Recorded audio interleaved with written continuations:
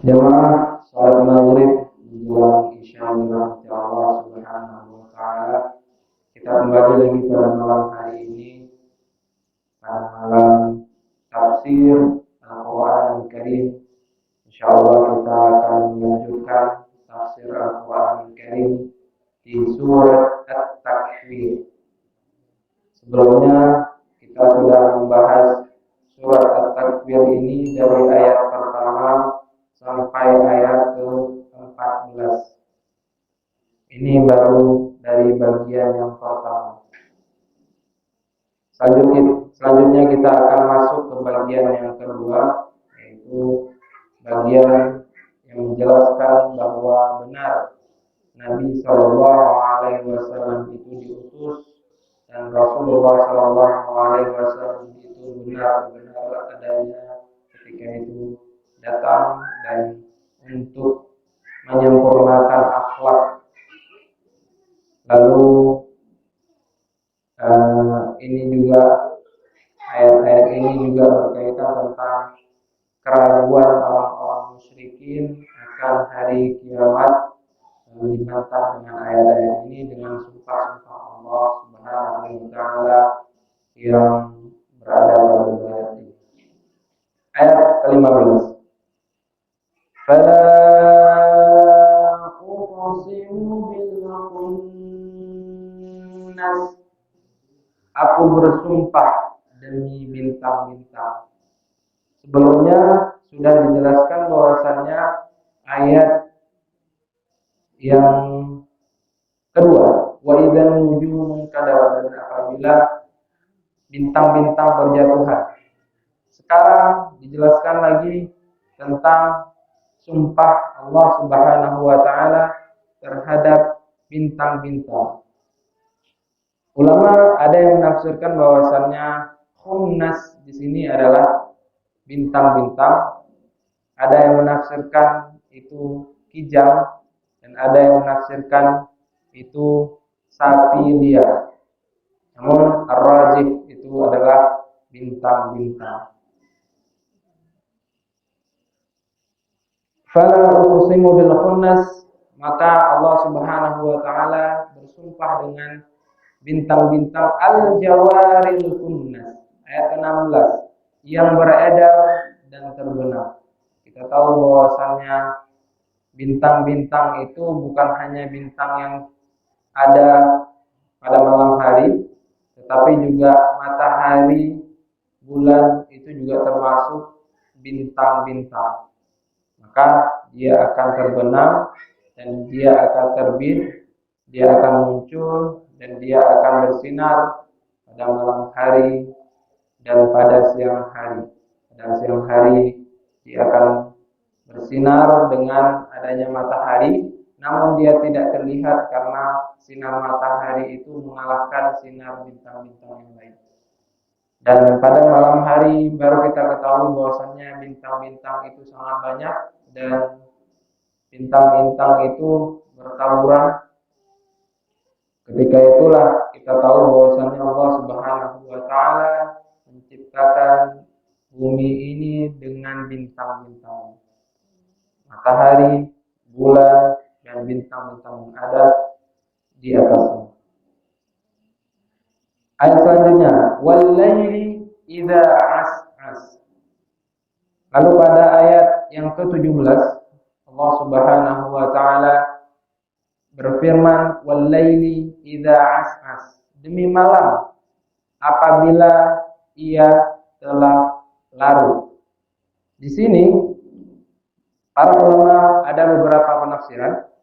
Penafsiran yang pertama bahwasannya as-as di sini kegelapan malam yang awal, yaitu ketika awalnya bumi ini disinari oleh matahari, lalu setelah itu datanglah terbenamlah matahari dan datanglah kegelapan. Nah, kegelapan di awal malam itu yang disebut dengan al-as'as, idza as'as. Lalu penafsiran yang kedua bahwasannya as-as di sini adalah kegelapan malam yang hendak pergi atau malam yang hendak subuh. datangnya subuh. Maka itu disebut dengan al-as'as. Namun Ibnu Katsir, salah satu ulama dan mufassir, beliau mengatakan bahwasanya kegelapan malam itu datang. Itu riwayat yang pertama. Was-subhi idza tanaffas. Ayat selanjutnya, ayat yang ke-18. Demi subuh apabila fajar telah menyingsing.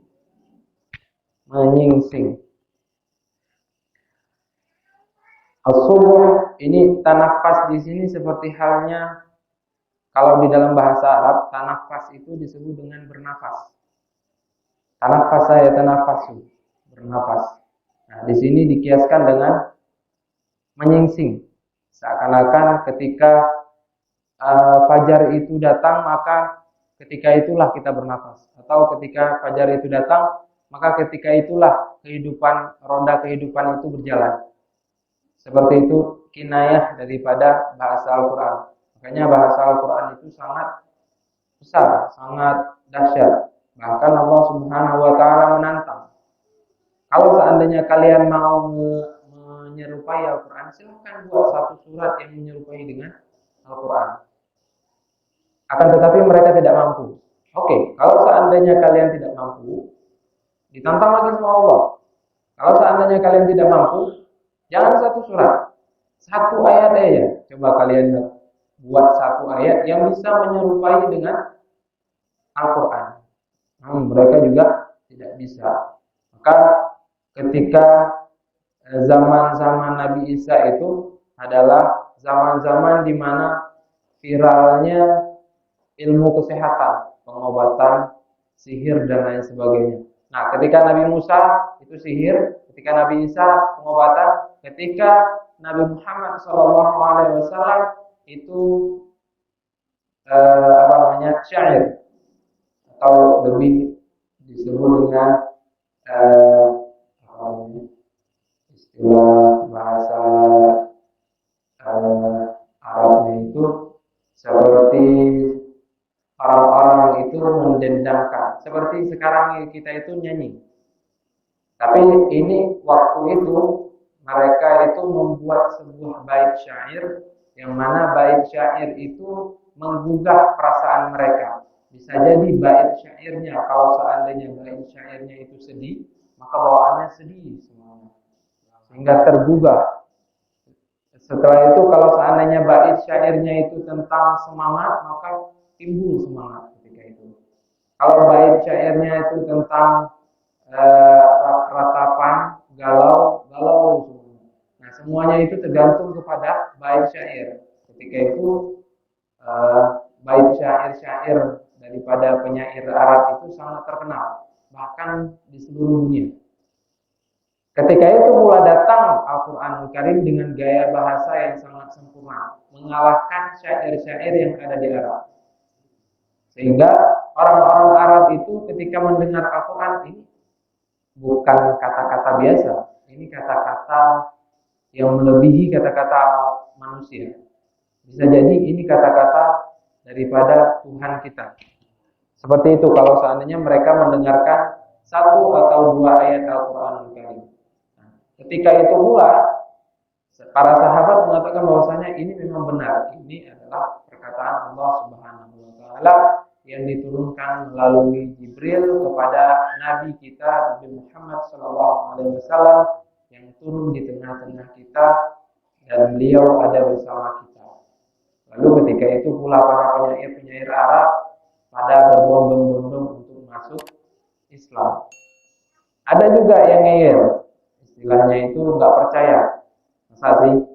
Ini pasti ini rekayasa daripada Muhammad, karena otomatis ini adalah sebuah permainan kata-kata. Dulu kan Al-Quran ini belum tercetak seperti ini dan belum dituliskan dengan tulisan. Dia itu hanya dihafalkan dengan kata-kata yang mana pelafalan katanya itu diucapkan secara langsung dan dihafalkan oleh para sahabat. Ya, Rasulullah SAW ketika turun satu ayat, dihafalin. Jadi seperti halnya kita di Indonesia.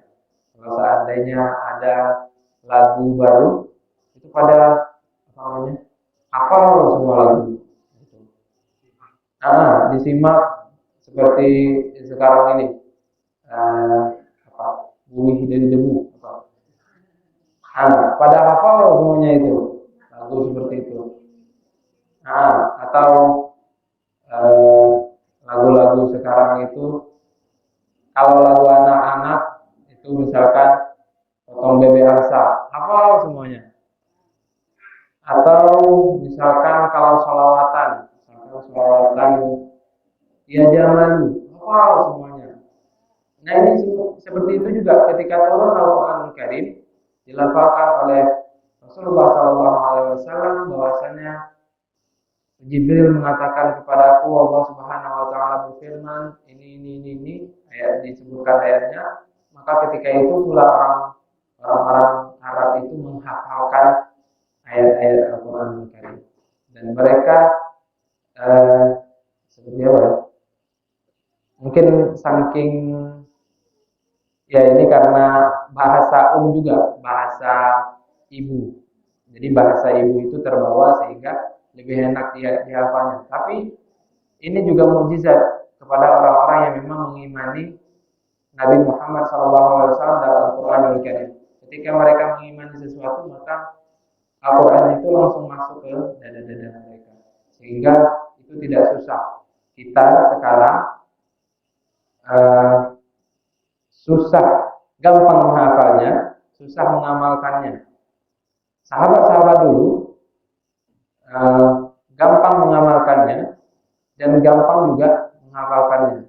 Orang-orang sebelum kita juga gampang menghafalkannya, susah mengamalkannya. Tergantung orangnya juga seperti itu. Jadi terkadang ada orang yang mengatakan bahwa ketika saya menghafal Al-Quran, maka seluruh kehidupan saya itu berubah.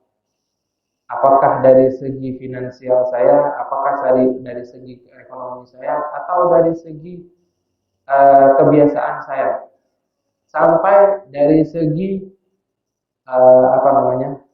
sosial saya. Jadi sosial, ekonomi, sampai kepada diri kita itu terubah gara-gara hafal Al-Quran.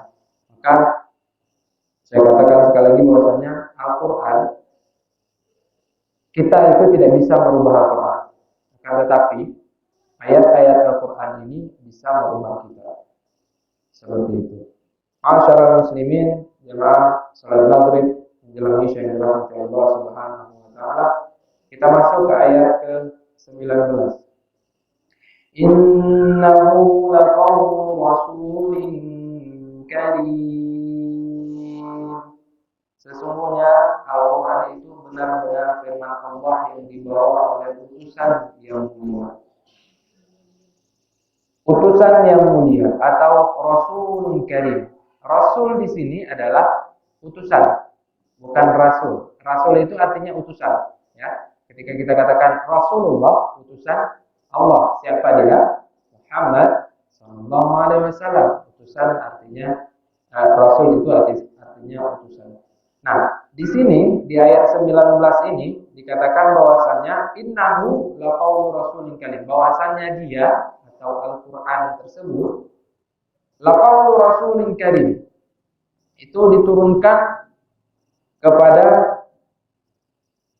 ada dua benar firman Allah yang dibawa oleh utusan yang mulia.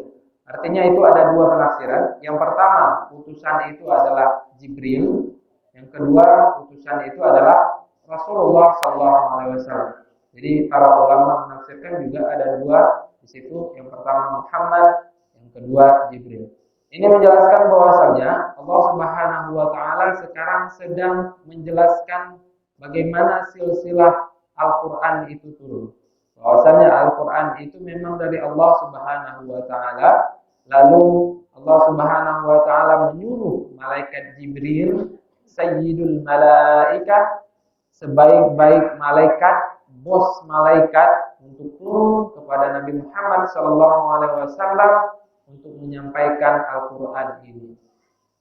Jadi silsilahnya, sanadnya itu Allah, Jibril, malaikat, baru Rasul. Seperti itu. Dalam ayat ini seakan-akan kita lagi dijelaskan bahwasanya Al-Quran itu memang benar-benar dari Allah. Jadi sanadnya itu jelas, silsilahnya itu jelas. Apa silsilahnya itu? Jadi dari Allah Subhanahu Wa Taala diturunkan oleh malaikat Jibril. Setelah diturunkan oleh malaikat Jibril, diterima wahyunya atau Al-Qurannya itu oleh Nabi Muhammad Sallallahu Alaihi Wasallam. Ayat ke-20, Dillah di quwwatin 'inda dzil 'arsy makin. Boleh dilihat ayat ke-20, yang memiliki kekuatan, di quwwatin. Quwwah di sini adalah yang memiliki kekuatan, wa dzil 'arsy makin. Yang memiliki kekuatan, memiliki kedudukan tinggi di sisi Allah Subhanahu wa taala yang memiliki 'arsy. Jadi Allah Subhanahu wa taala yang memiliki 'arsy. Di sini dikatakan bahwasanya ini kuwah yang memiliki kekuatan. Artinya memang benar-benar orang itu adalah pemimpinnya. Istilahnya itu kepalanya. Maka ulama menafsirkan tadi bahwasanya ada yang menyebutkan itu adalah Jibril, ada yang menyebutkan Muhammad sallallahu alaihi wasallam.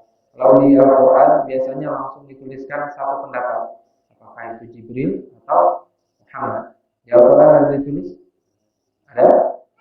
Siapa yang ditulis? Yang ditulis siapa? Jibril? Ya, langsung dituliskan Jibril.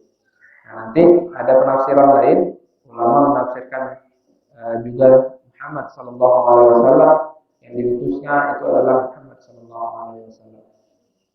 Ayat selanjutnya, muta'in sama amin. Ayat ke-21, yang di sana di alam malaikat atau di alam manusia itu ditaati dan dipercaya. Jibril alaihissalam, bosnya malaikat, dia itu yang memegang semua kunci daripada malaikat-malaikat.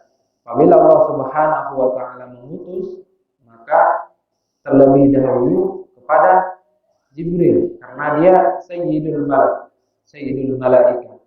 Sama seperti halnya penafsiran yang kedua, Muhammad sallallahu alaihi wasallam Rasulullah, Rasul yang memang harus ditaati. Dan dari kecil dia Rasul sudah digelar dengan Al-Amin, orang yang sangat terpercaya. Makanya dikatakan mutta'in, dia yang ditaatin oleh manusia atau ditaatin oleh malaikat. Malaikat artinya kalau seandainya ditaatin sama malaikat, penafsiran yang kedua. Tapi kalau seandainya penafsiran yang pertama, kalau seandainya penafsirannya kepada Muhammad, maka itu kepada penafsiran yang kedua. Kita tahu bahwasannya Rasulullah Sallallahu Alaihi Wasallam ketika kecil saja sudah tidak pernah berbohong. Orang-orang Quraisy itu kalau seandainya mereka pengen sesuatu, maka mereka mempercayakan sesuatu itu dengan Nabi Muhammad. Ini misalkan nih, mereka berada di pasar, ini ada istilah kita itu sayur. Sebelum saya bawa pulang, saya mau beli sesuatu, misalkan gula atau apa di tempat yang agak jauh daripada itu. Tapi nanti melewati jalan ini juga. Maka kalau seandainya kita bawa sayur itu terlalu beban, kita tinggalin aja dulu. Waktu kita pulang kita ambil lagi.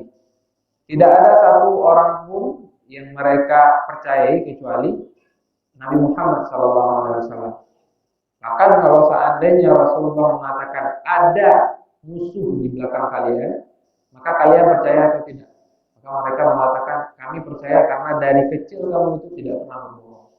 Sampai suatu ketika Hajar Aswad itu kaum Quraisy itu berselisih tentang siapa yang harus mengangkat Hajar Aswad di tempatnya. Maka ketika itu pula yang menjadi penengahnya itu adalah Rasulullah.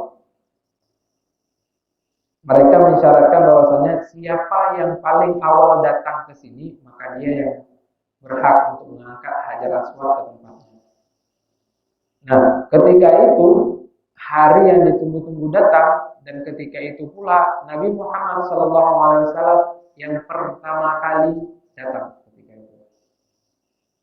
Waktu itu juga, apakah Nabi Muhammad langsung mengangkat Hajar Aswadnya sendiri lalu menaruh di tempatnya? Tidak. Beliau mengambil ridak beliau mengambil selendang atau istilahnya itu sorban beliau, naruh di tempat di tengah-tengah, lalu batunya beliau angkat ke atas sorban. Para pemimpin Quraisy itu disuruh pegang satu persatu ujungnya supaya bisa mengangkat. Maka ketika itu pula selesai permasalahan, karena batu itu adalah batu surga yang mana orang-orang musyrikin juga berpendapat bahwasanya itu harus dimuliakan. Maka orang yang paling mulia adalah orang yang mengangkat batu itu ke tempatnya.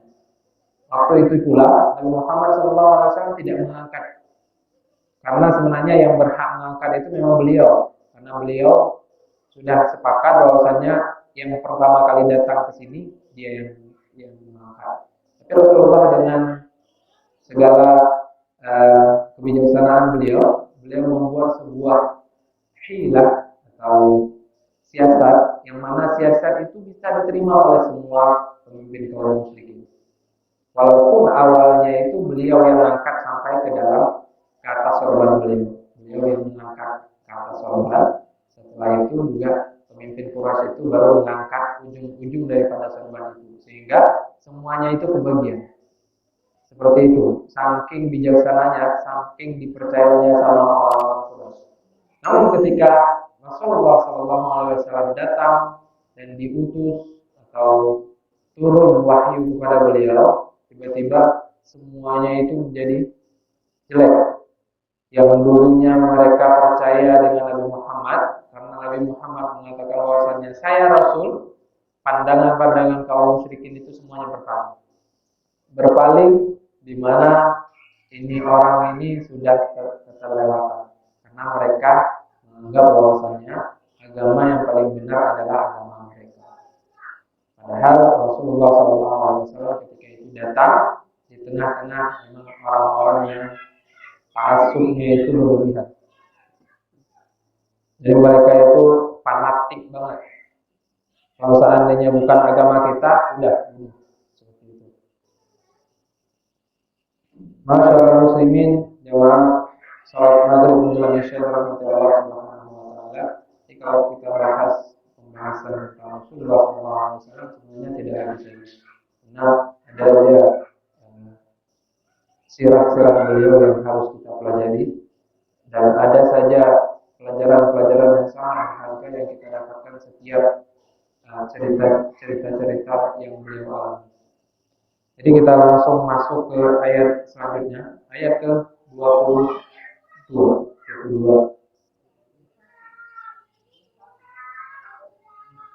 Muqarran sama amin, tadi ayat ke-21, sekarang masuk ke ayat ke-22. Wa ma sahibukum bimajnun. Ayat 22, wa ma sahibukum bimajnun. Dan teman Muhammad itu bukanlah orang yang gila. Jadi seperti yang saya katakan bahwasannya ketika Rasulullah SAW diutus, maka ketika itu pula dengki, iri, dan ketidaksukaan kaum musyrikin kepada Nabi Muhammad itu timbul. Padahal awalnya mereka sangat percaya bahwasannya ini orang adalah orang yang sangat baik dan sangat-sangat bisa dipercaya. Tapi ketika Rasulullah SAW mengatakan saya Rasul, berpaling semua. Sama seperti kita manusia sekarang.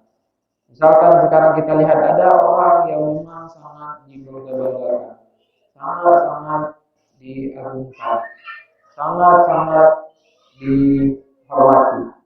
Ketika orang itu melakukan sebuah kesalahan, seakan-akan semua kebaikannya itu runtuh. Itu pernah terjadi sama dai kita juga, Ustaz Agim. Nah, beliau itu kan dakwahnya itu Agim atau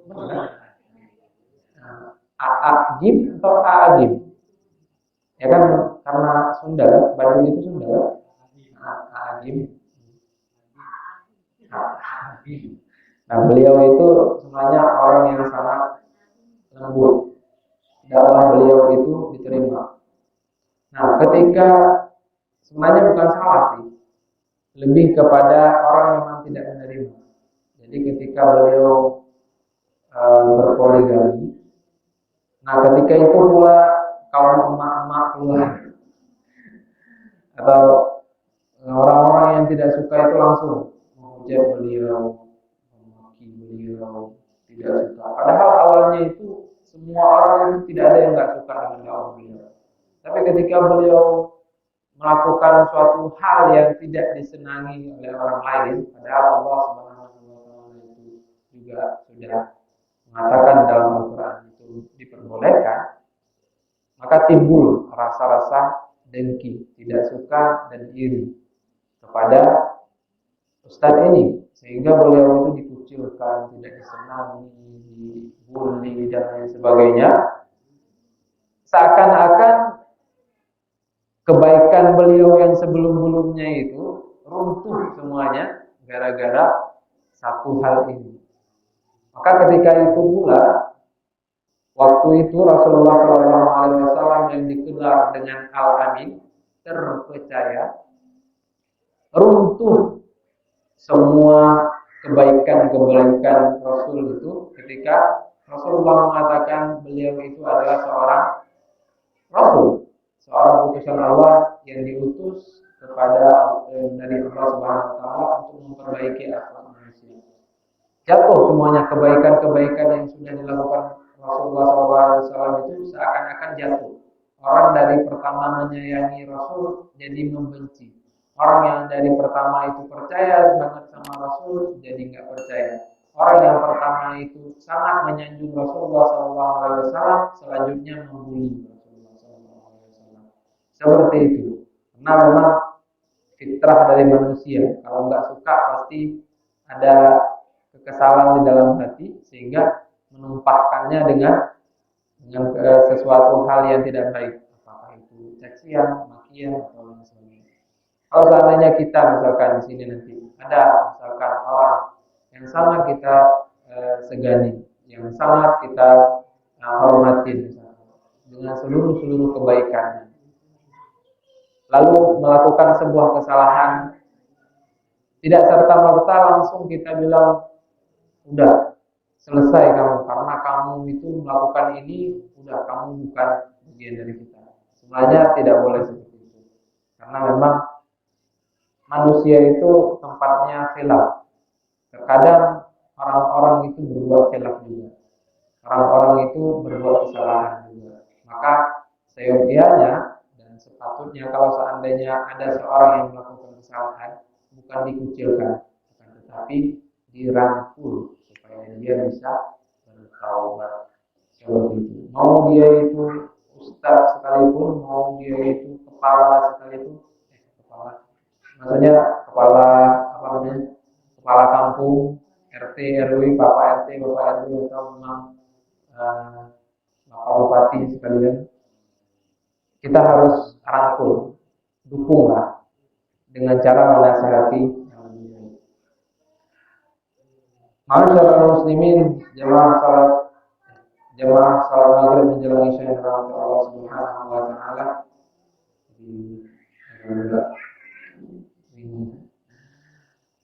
Kita masuk ke ayat selanjutnya. Walaqad ra'ahu bil ufuqil mubin. Ayat ke-23 Allah Subhanahu wa taala mengatakan, dan sungguh dia Muhammad telah melihatnya atau melihat Jibril dari ufuk yang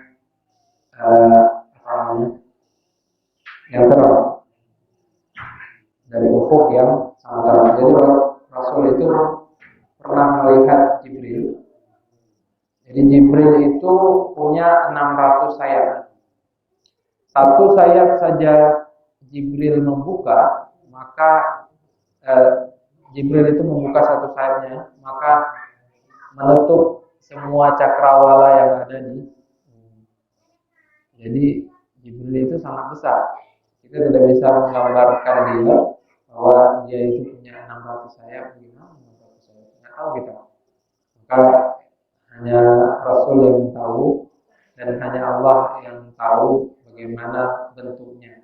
Namun kita hanya diberitahu oleh Rasulullah SAW, Jibril itu punya sayap 600. Satu sayap aja dikembangkan, maka menutupi ufuk, langsung menutupi cakrawala kita. Sangat besar berarti. Kita nggak tahu sebesar mana. Maka ini adalah sebuah keistimewaan untuk Rasulullah SAW yang bisa melihat malaikat Jibril. Wa ma huwa 'ala al-ghaibi bidhanin. Ayat 24 Allah Subhanahu wa taala berfirman, dan dia Muhammad bukanlah seorang yang kikir, enggan untuk menerangkan yang gaib. Kikir di sini artinya bakhil. Atau Muhammad itu tidaklah seorang yang memang pelit akan sebuah pengetahuan yang gaib. Tidak. Akan tetapi Muhammad itu juga memberitakan tentang hal gaib, namun beliau tidak bisa mengatakan sesuatu yang beliau itu tidak diwahyukan oleh Allah Subhanahu wa taala. Maka semua yang dikatakan oleh Rasulullah SAW wahyu yuha ini. Itu adalah wahyu yang mana diwahyukan langsung oleh Allah Subhanahu wa taala. Kalau seandainya Rasulullah mengatakan bahwasannya malaikat Jibril itu punya sayap, maka kita harus mengimani. Artinya itu kan hal yang gaib, kita tidak tahu. Nah, hal yang gaib yang di sini juga tentang hari kiamat, yang mana orang-orang kafir Quraisy itu tidak percaya. Ada dua hal yang mereka tidak percaya. Yang pertama, kedatangan Rasulullah SAW yang diutus. Yang kedua adalah hal hari kiamat. Bagaimana halnya? Bagaimana halnya seorang manusia bisa jadi utusan Allah Subhanahu wa taala? Mereka bertanya-tanya, kenapa enggak diutus saja seorang malaikat untuk menjelaskan tentang Al-Qur'an Al-Karim? Jadi mereka itu mementingkan yang seperti itu. Karena manusia itu pasti berbuat salah. Iya. Oleh karena itulah ada hikmahnya. Bahwasanya kita tahu Rasulullah SAW itu bisa berakhlak yang seperti itu. Akhlak manusia itu bisa juga dirubah dengan cara Nabi SAW. Kalau seandainya Nabi SAW bisa yang seperti itu, kenapa orang lain tidak bisa? Emang benar bahwasanya Rasulullah itu maksum. Rasulullah itu tidak berbuat salah. Artinya bukan enggak bersalah, tapi ketika bersalah beliau langsung ditegur oleh Allah Subhanahu wa taala. Seperti di ayat sebelumnya, Abasa wa tawalla, yaitu Rasulullah SAW bersalah karena beliau itu berpaling dari Abdullah bin Ummi Maktum, seorang yang buta yang ingin menanyakan tentang Al-Quran atau yang ingin menanyakan tentang agama Islam. Maka ketika itu kesal Rasulullah SAW karena posisi Rasulullah SAW ketika itu adalah sedang berdakwah kepada para pemuka Quraisy atau para pembesar-pembesar daripada musyrikin.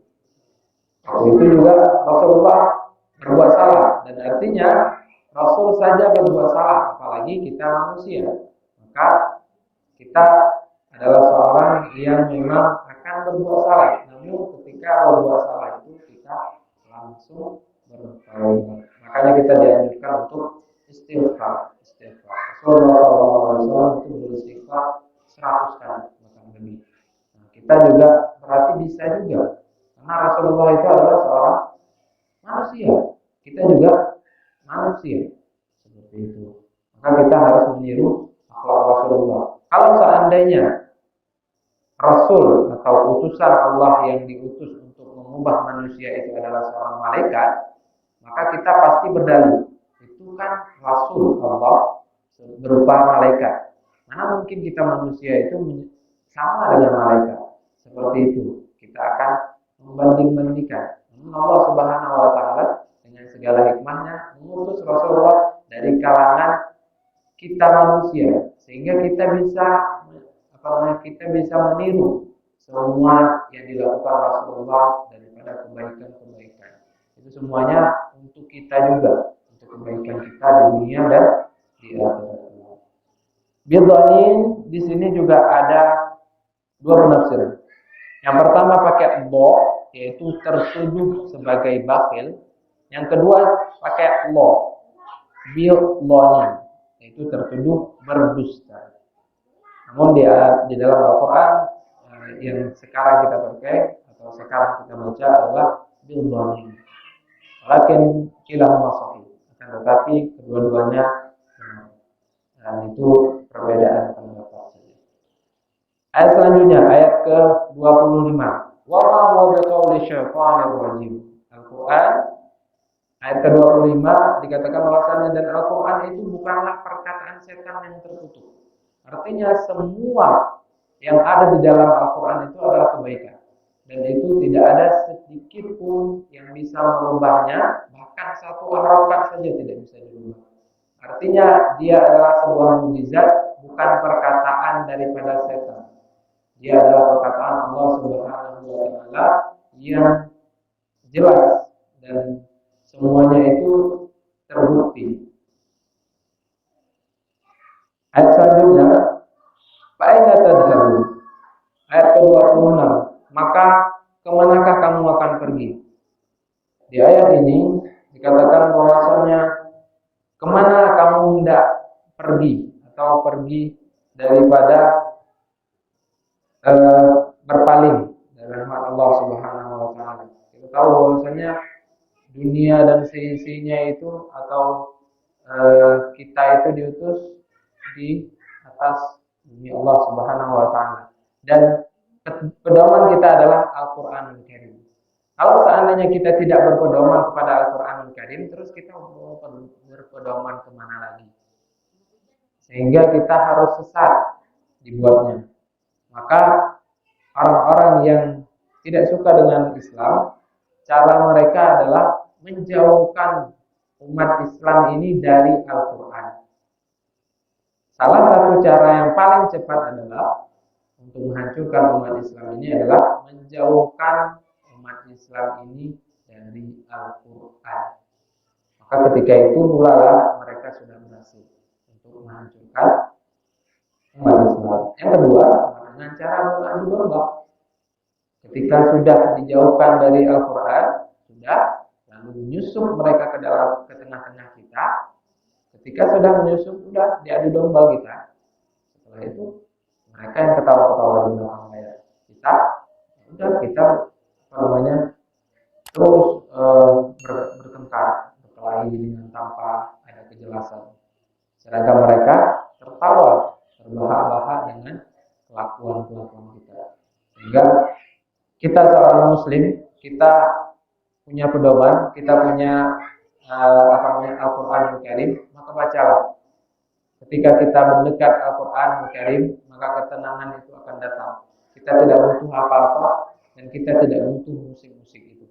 Karena sesungguhnya musik dan Al-Quran itu tidak bisa disatukan. Musik dan Al-Quran itu tidak bisa disatukan. Kalau seandainya dia disatukan, ibarat sebuah wadah yang terdapat air dan minyak. Dia tidak akan bisa menyatu, tidak akan bisa bercampur. Pasti akan ada air di bawahnya, minyak di atasnya. Seperti itu juga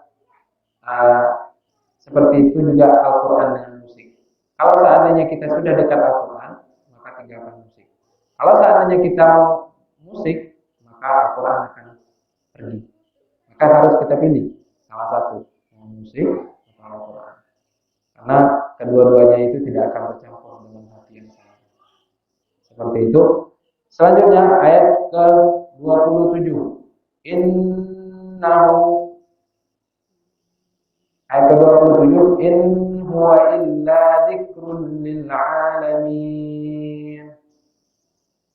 Ayat Ayat ke-27 ini Al-Quran itu tidak lain adalah peringatan bagi seluruh alam. Al-Quran peringatan bagi seluruh alam. Makanya tidak heran orang-orang arkeologi itu mencari kebenaran-kebenaran di Al-Quran. Contoh seperti halnya Fir'aun. Fir'aun itu sudah ratusan tahun tenggelam. Mereka telah menemukan mumi Fir'aun dan mereka mengetahui bahwasannya Fir'aun itu rupanya matinya tenggelam. Kenapa mereka tahu? Ketika diteliti bahwa di kulit Fir'aun itu yang dibalsemin itu ternyata ada zat-zat garam, yang mana garam itu tidak akan bisa terlepas. Karena kebetulan juga Fir'aun juga meninggal di dalam lautan, tenggelam. Ketika itu pula para arkeolog, para ilmuwan mencari di mana ada literatur yang mengatakan bahwasannya Fir'aun itu adalah meninggal di dalam lautan, sedangkan dia dikuburkan di sebuah piramid tanah gersang. Para arkeolog terkejut ketika mengetahui bahwasannya itu ada dituliskan di dalam Al-Quran Al-Karim. Bahkan pengejarannya itu jelas-jelas tergambar di dalam Al-Quran Al-Karim. Ketika itu pula mereka beriman kepada Al-Quran Al-Karim dan mereka langsung masuk Islam. Itu salah satu bukti bahwasannya Al-Quran itu bukan cuma untuk kita umat Islam, tetapi juga bagi seluruh alam, bagi seluruh jagat raya ini.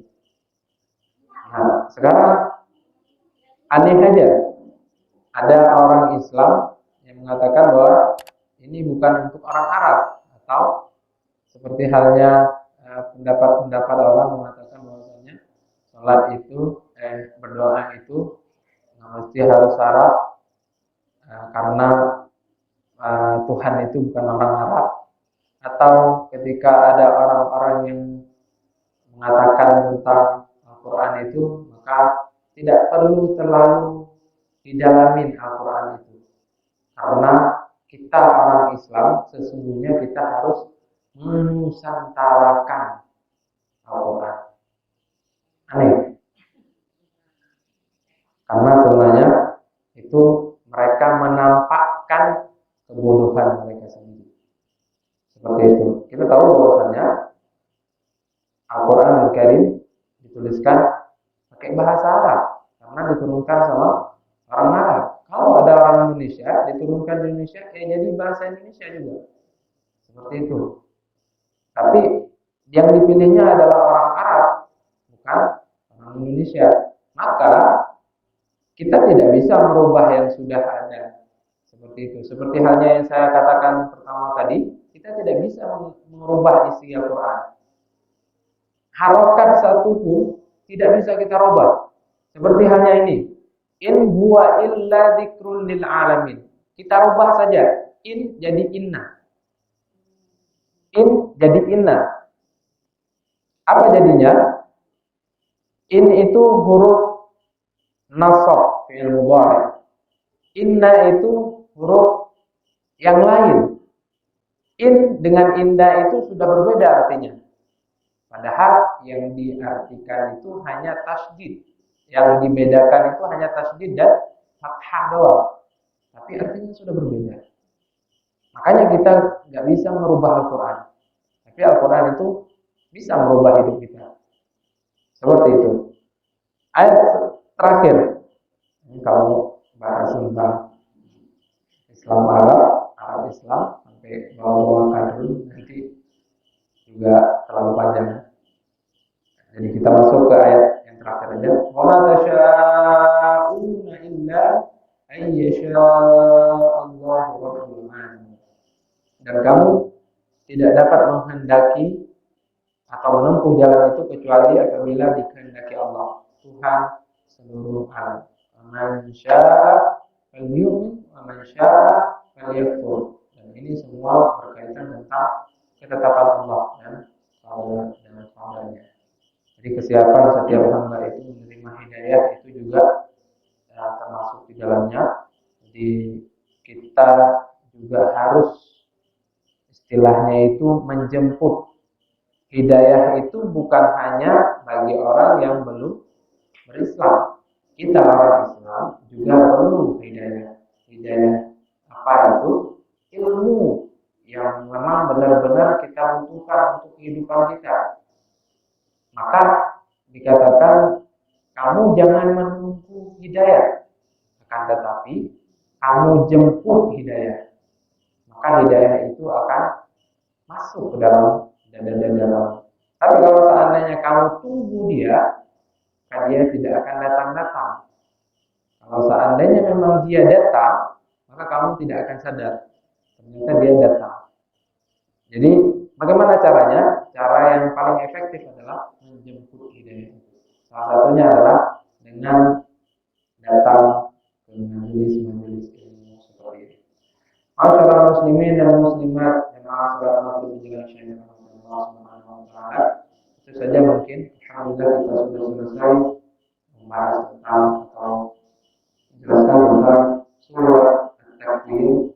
Insyaallah pada pertemuan selanjutnya kita akan membahas tentang fikih ibadah atau kita membahas tentang sesuatu yang penting. Setelah itu pertemuan selanjutnya baru kita lanjutkan apakah kita lanjutkan pada tafsir